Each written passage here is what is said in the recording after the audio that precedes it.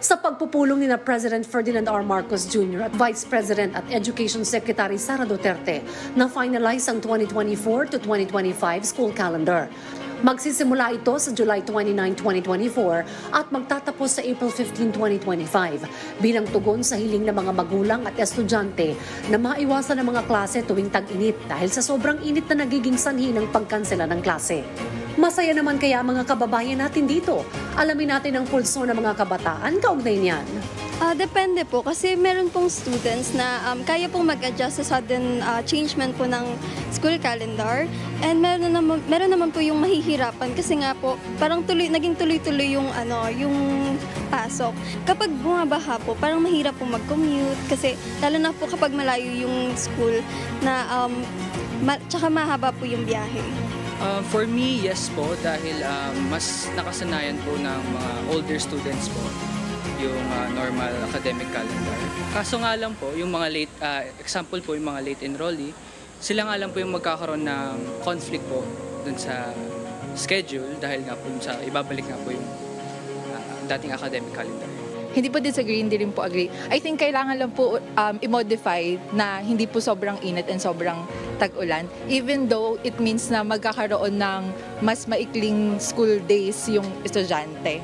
Pabor po ako kasi bukod sa yun po yung nakasanayan, mas magiging effective po yung teaching and learning process kapag nabalik sa dati. Sa tingin ko po, yes, since yun nga po, na-adjust po yung school year na and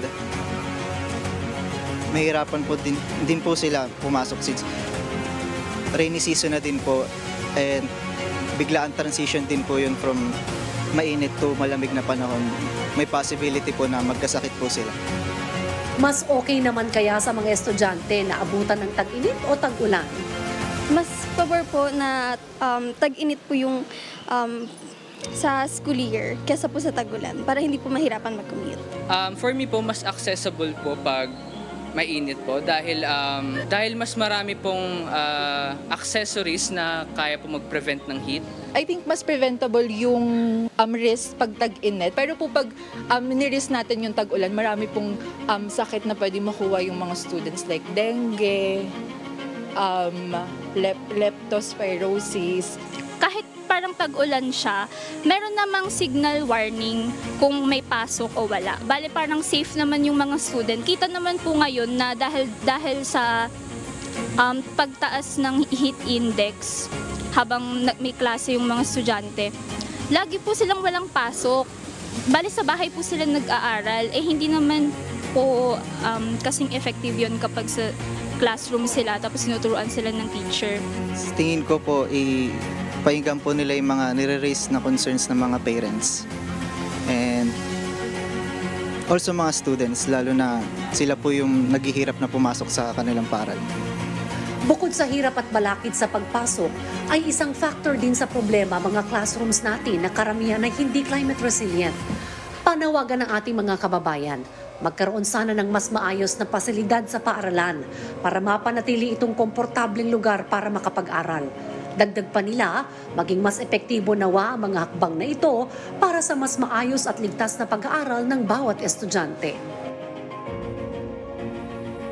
Ayun na nga mga kababayan, kung maaalala, nabago yung ating traditional school calendar dahil dumaan po sa atin itong pandemya at kinailangang i-adjust. Pero sa ngayon po, pinag-aralin niya ng Department of Education sa pangunguna ni Vice President Sara Duterte at yan naman ay pinayagan ng ating Pangulo sa kanilang pagpupulong. Gayunpaman, itong traditional school calendar, may mga nagsasabi, tag-ulan daw. Yun naman ang poproblemahin. Yun naman ang poproblemahin. Leptospirosis number 1. Yung mga at sakit. dengue number 2. So, gayunpaman, lahat ng tayo dinaanan natin yan.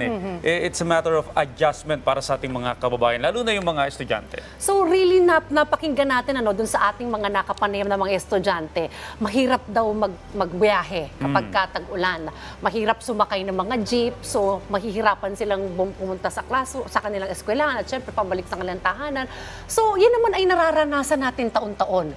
So, really, we have to think of long-term solution, sustainable solution, papaano magiging climate resilient ang ating pong mga paaralan at mga silid-aralan. So, isipin natin papaano ba mas magiging komportable ang pagpasok sa eskwelahan ng mga estudyante ngayong ito naman ang kakaharapin natin itong panahon ng tag-ulan. Siyempre, ayusin na natin yung mga infrastructure natin, yung mga lansangan, mga flood management system. Siguro kapag tag-ulan, maglagay rin tayo ng mga transportation assistance para hindi mahirapang magbiyahe yung ating pong mga estudyante. So, ito naman po ay taon-taon na rin nating nararanasan. So, maaari po natin yang paghandaan. Well, maganda yung sinabi ng estudyante kanina na meron namang storm warning signal mula sa gobyerno, no? Para alam ng mga estudyante kung kailan sila papasok at kailan sila mananatili sa tahanan. Dahil tandaan po natin, meron na isa pang paraan para makapag-aral. Ito yung via online.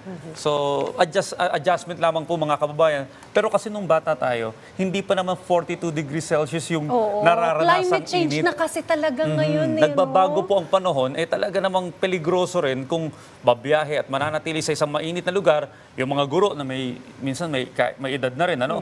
At gayon din sa mga estudyante. Well, una naman napabalita ng World Bank, tutulong din po yan sa Department of Education para po sa mga climate resilient classrooms sa pagpapatayo po ng mga yan at sa pag-retrofit na rin po ng mga silid-aralan para po kahit anong extreme weather po yan, tag-ulan man po yan o tag-init, ay kakayanin po ng ating pong mga paaralan at ng mga classroom para po mas maging maganda po ang kalidad ng edukasyon ng ating pong mga mag-aaral. Kasi alam po ninyo, yung environment, yung silid-aralan, kung maganda po yan, makakaapekto rin po yan sa kalidad ng pagkatuto ng mga mag-aaral. Patuloy po maghahanap ng solusyon ng ating pamahalaan para maging komportable yung ating mga mag-aaral. Yan po muna ang ating update ngayong umaga. Abangan ang mga susunod pa nating pag-uusapan patungkol kay Pangulong Ferdinand R. Marcos Jr. dito lamang sa Mr. President on the Go. Puntahan naman natin si Fifi at Meiji.